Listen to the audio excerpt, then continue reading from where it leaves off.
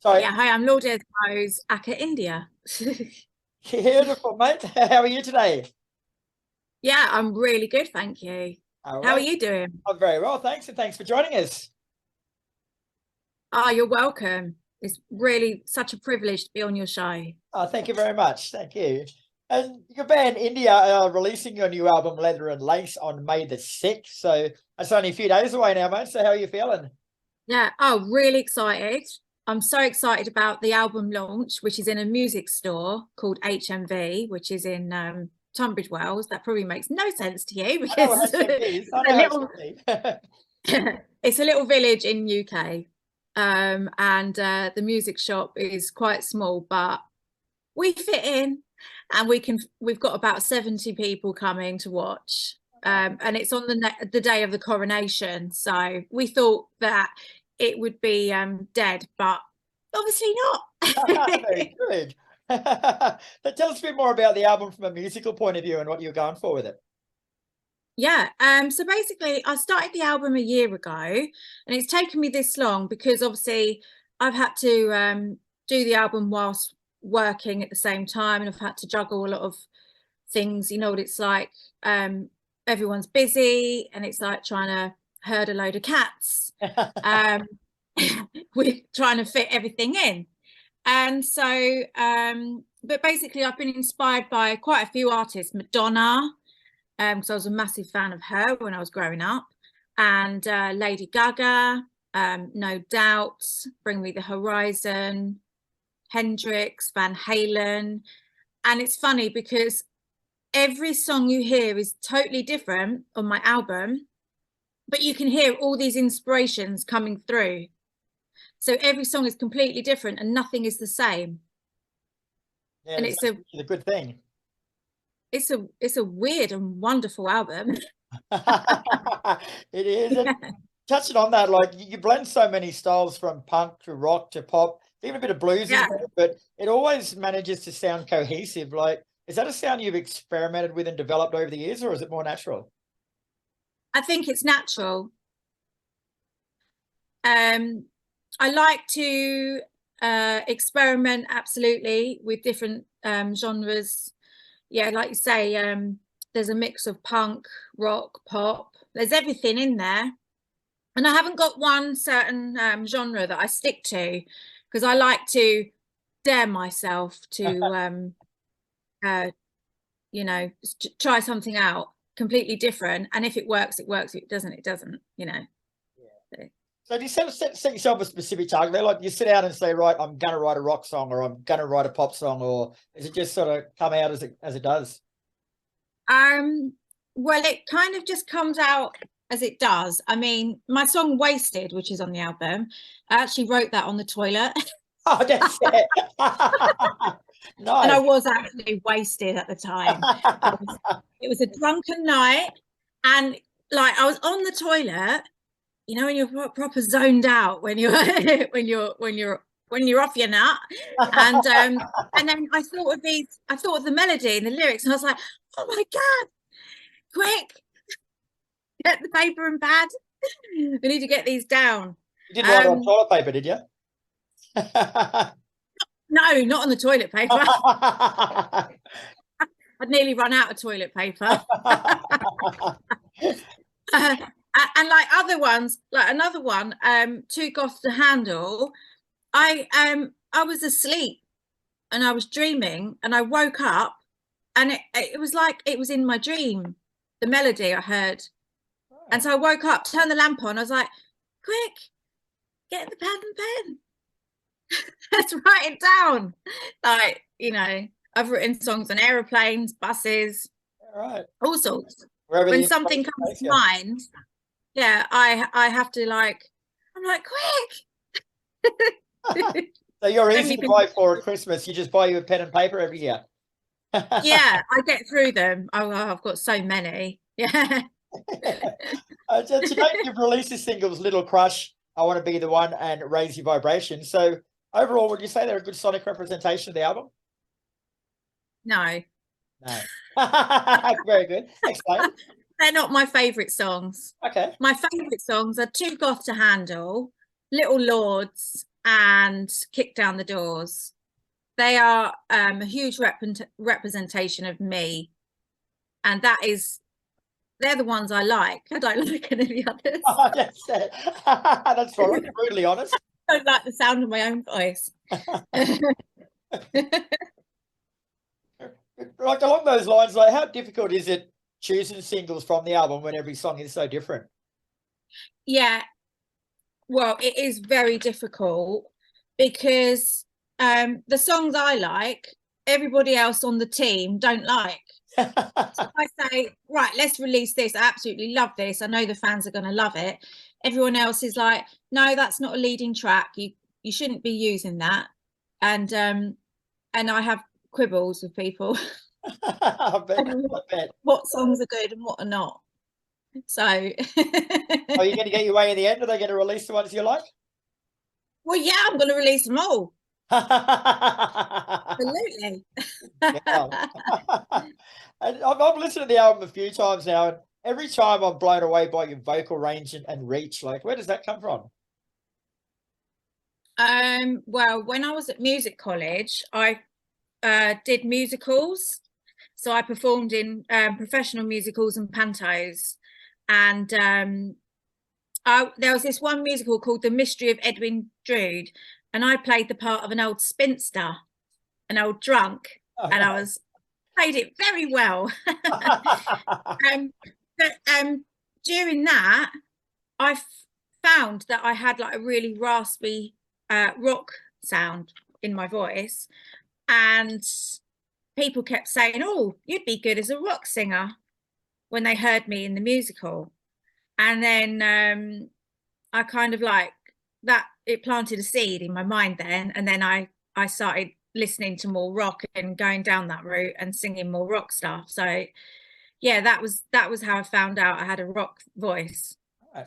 from that musical. That's very cool. And like, I'd say, how difficult is it for you to find the balance of vocal delivery from song to song? Like you've got your strong points in your voice, but you don't overuse them. A lot of people find that sweet spot and they use it too much. So how do you find the balance between not enough and enough? Well, if I go too high, I sound like a meowing cat, so I have to pipe down. Right, yeah, that one's out. I have to tell myself stop. So I know when to stop. No meowing cats. I can't actually reach very high notes. So yeah, it's kind of more like I can't do it. So I'm at a level because I can't go any higher. Right, yeah. That would definitely keep you back. So to just say, there's someone listen to this that isn't familiar with the band Indya, what 3 songs would you recommend they listen to get to know the band? Right, definitely Too Goth to Handle. Yep. Ferrari is a good one, and Little Lords. Very cool. So a bit of history about the band, mate. Like you started it back in 2015. So what was your early vision and how has it changed since? Well, I mean, I've always been a rock artist and had session players play for me. So nothing's changed. It's still the same, but it's just the session players that play for me are permanent ones. So they always play for me. Yeah, right. So when I write the music and all my lyrics and stuff, it's me and my producer. So the other guys aren't involved in the writing process. But my first ever gig, I struck it lucky. I supported Noel Gallagher and his High Flying Birds at the O2 Liverpool, and it was there that I met Alan McGee, who signed Oasis, and you know, there was a lot of people watching us, and we sort of I started gaining my following from that first gig, and I loved how we played and I loved the songs, and I just thought, wow, well, I've got to keep going, basically. And yeah, I hired a bus and I drove all the way from Brighton to London to pick up the musicians, and then drove all the way to Liverpool. So it was a 9-hour trek. Wow. I did the gig and then I drove all that way back, And because I was so tired, I got pulled over and breathalyzed by 2 different sets of police. Bastards. Yeah, and I haven't drunk at all because, you know, I wouldn't drink drive when I have a lot of people on board with Only by me. yourself. I do it all on my own. No, I'm joking. No, but I had a lot of people with me in the van, so I didn't want to put anyone's lives at risk. But anyway, I still got stopped and breathalyzed twice because I was swerving all over the road where I was so tired. Oh, bummer. So how long did it take you to actually develop your sound? Or would you say that you're still in the development process? I'm still in the development process because I chop and change my sound so much. I haven't stuck to one certain style. I still haven't fathomed out which style I prefer. And I don't think I ever will, to be fair. Which is good. So, but I guess there's nothing wrong with that because it makes it so exciting because it's so unpredictable. When you think one thing's coming, it's something completely different. Which is very rare in music these days. Too often music's so formulaic, you know, like you know what you're going to get from one song to the next, but yours is refreshing because it doesn't, it bounces. It's still within the same realms, but it bounces, which is great. Yeah. That's it. You trained in music at the Britten School for Performing Arts and Technology. So what elements of that schooling have you carried through to your music? Like I know when I learned a lot of stuff at school, I haven't used any of it since, but was there anything there that you sort of carried through? Oh yeah, so when I was doing my music diploma at college, and part of the diploma was to write and produce my own songs, and I wrote and produced 2 songs which are actually on Spotify. Okay. Chemical Reaction, and there's one called Rich Boy. If you hear them, it's okay. I could have done more with my vocals. The vocals aren't powerful enough, they're very weak, but that's because I had literally just started out. But I'm quite proud of what I've written though, and I really want to revive those songs and re-record those because I reckon they could be so good. But they were like the first 2 songs I ever started out with. Oh, cool. So it was of benefit then. Yeah, there was a huge benefit. And also when I was at Brit School, I couldn't say boo to a goose. I was really shy. Oh. And that college actually helped me come out my shell and helped me unleash the devil in me. The inner devil. Yeah. I was so shy before I started there, and I actually couldn't even sing because I remember having singing lessons and I was terrible in the beginning. I couldn't sing to save my life. Oh. How long did it take you to get to where you are now? Well, what I learned is it's not always about how good you are. It's more like your character coming through when you can even speak words, you can say words, and it's more about your character coming through really. It took years and years to build up confidence before I even started singing. Wow. Yeah. So yeah, from the start I couldn't sing. Dude, look at you now. Funny. So I was looking through some of the people. I still can't. You go pretty good, mate. You go pretty good. Oh, thank you. I was looking through some of the people that you played with, and I saw the Soap Girls there. Like that would have been a lot of fun. They're cool girls, eh? Oh yeah. I joined them on one of their tours, and I played with them in Liverpool at the Troubadour, and it was amazing. It was so funny, and what was even more funny was before I was going on, there was a couple of other bands that were playing as well. Me and the Soap Girls were out the back having a few cans of beer, and then the smoke alarm went off, and like there was a band already playing on stage, and we were like, oh my god, like we can't evacuate, we've hardly got anything on. You know, they wear next to nothing. Yeah. And I was like, quick, get your dressing gown. But no, it's all good because it went off eventually, but my heart was racing because I was just like, oh, I just can't imagine us all bundling out into the street you It know, would have been funny. wearing next to nothing. I Yeah. interviewed them about 18 But months no, ago. we had a right fun. Yeah, they were a ton of fun. I interviewed them about 18 months ago and they were a ton of fun. They're lovely girls. Yeah, they're so much fun. And also I've played with them at Camden Rocks before, the festival in Camden in London. And they're such lovely girls. They're such beautiful, kind-hearted girls, you know. And it's nice to actually meet lovely people in life that are talented too, where you appreciate the music, but then also they're really nice people as well. Bonus, isn't it? It is. Yeah. So do you have any touring plans for the album, mate? Are you going to hit the road and show it off?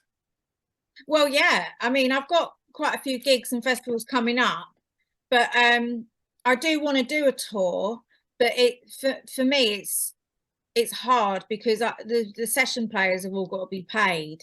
Yeah. So I can't ever do any gigs for free, unfortunately, because I can't afford to keep paying them out of my own pocket. So I'm limited. So it really does my head in a lot of the time because I could be doing so much more than what I am. I could be doing loads of tours, but it's just the expense. So I'm stuck really, which is a shame. Make it hard to do international tours like that, wouldn't it? Yeah, like I'd love to, you know, do a European tour, and then I'd love to come to Australia. I'd love to go, you know, Vegas, do world tours. But as I say, it's me who's got to pay these session players. So hopefully the album makes enough money so you can pay for them all and you can come over here. Yeah, I know. Fingers crossed I get a hit single very soon and then I'll be winging my way over to Oz. Very nice. Well, thanks very much for your time today. It's been a pleasure talking to you and even better getting to meet you. But Leather and Lace is out on May the 6th and it's probably one of the best albums I've reviewed this year, guys. So get yourself a copy of it. It's sensational. Oh, thank you so much. It's a real pleasure being on your show. Cheers. No worries.